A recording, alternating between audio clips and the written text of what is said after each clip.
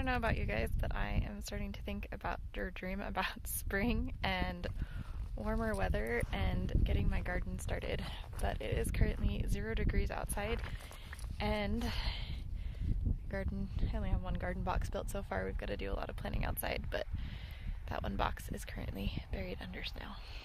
So today's video we're going to talk about getting ready for some indoor planting and getting started with some flowers that we can start here earlier here in Zone 5 in Colorado.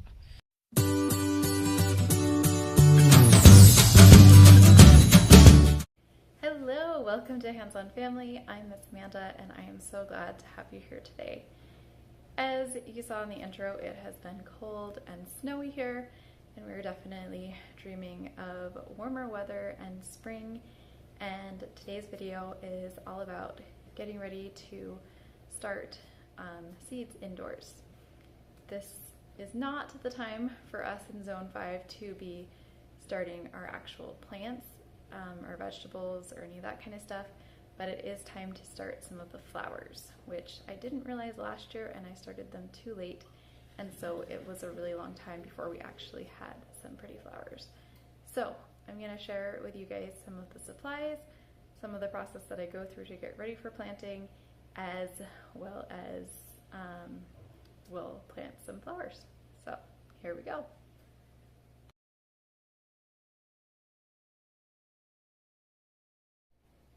Okay, so here are the supplies that I've gathered. Some of the stuff I've had and some of the things that are new.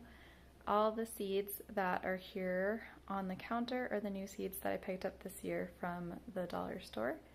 The dollar store also picked up these and these, as well as these grow kits, and there's an herb rocket I'm going to experiment and try out.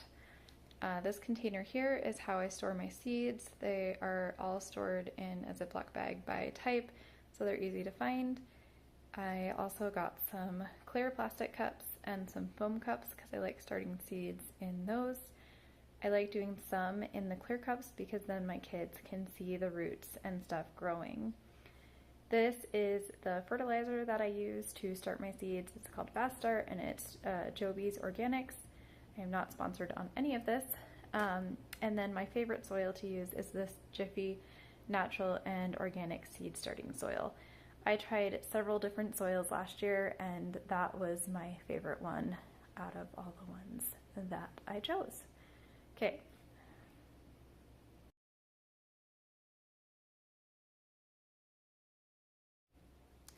This is just a little bit closer up of how I store my seeds. I just label them, and then I put in here the ones that that go in there. So now if I'm looking to plant, if it's time to plant greens, I can just grab this one, pull out the seeds that I need, and get them started. I also, on top of this, I also have a spreadsheet with the seeds that I have, as well as what year they are from.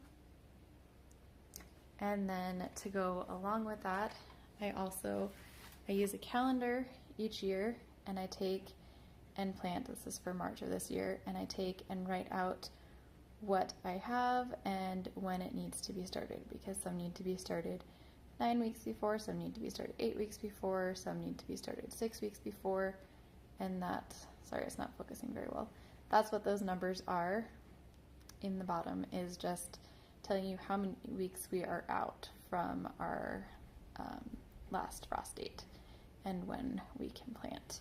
Here, flowers can be started about Valentine's Day.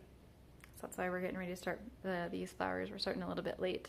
We're not starting this garden mix, but we are starting the African daisies, petunias. We can start lavender, and we also have some pansy seeds that we harvested from last year. So that's what we're gonna get started today.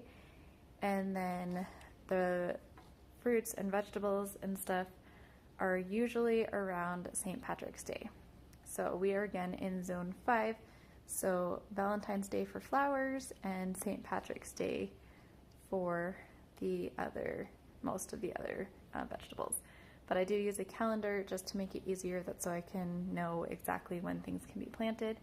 I also write in one color the seeds to start inside and in another color the ones that can be planted outside.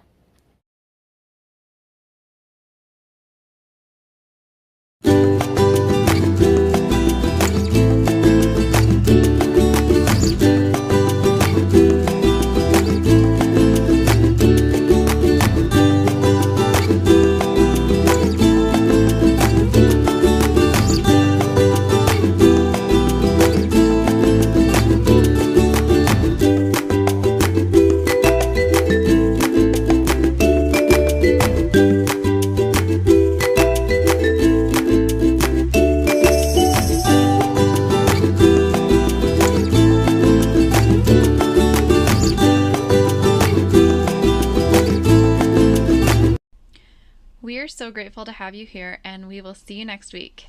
Bye!